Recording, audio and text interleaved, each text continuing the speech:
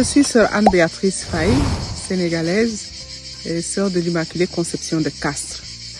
Au-delà de mon expérience du synode, la question de la femme, à mon avis, rejoint dans l'Église l'esprit du renouveau qui a suivi le Concile Vatican II. Et en 1963, Jean XXIII avait reconnu le mouvement des femmes comme un signe des temps pour l'Église.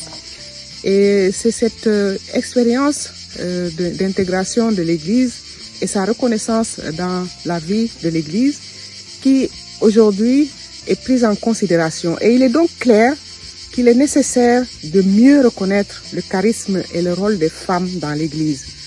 Et nous partageons la même dignité, la même humanité, créée à l'image et à la ressemblance de Dieu. Et en Église, à mon avis, grâce au baptême, les femmes se retrouvent en situation d'égalité, recevant le même don et les mêmes dons de l'esprit, l'homme autant que la femme. Je pense que pour favoriser une plus grande implication des femmes dans l'Église synodale en mission, un changement de mentalité est indispensable, visant à établir une vision d'interdépendance, de solidarité entre hommes et femmes. Et à mon avis, cela nécessite de garantir l'accès des femmes à des postes décisionnels au sein des paroisses, des diocèses et d'autres instances ecclésiales.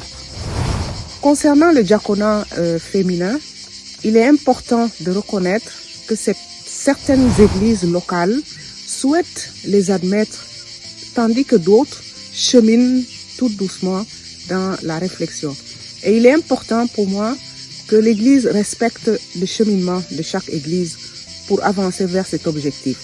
Il est essentiel d'initier des dialogues ouverts, inclusifs au sein de l'Église, en prenant en compte bien sûr la diversité des opinions et en recherchant l'unité dans cette diversité.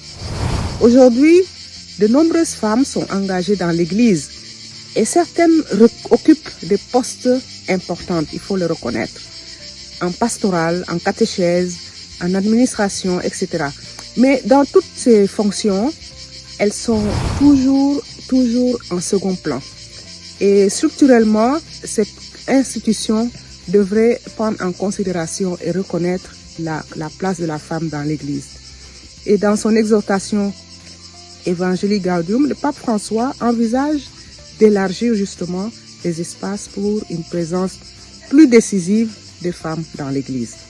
Il dit qu'elles doivent être là où sont prises des décisions importantes, ainsi aussi bien dans l'Église que dans la société. Je vous remercie.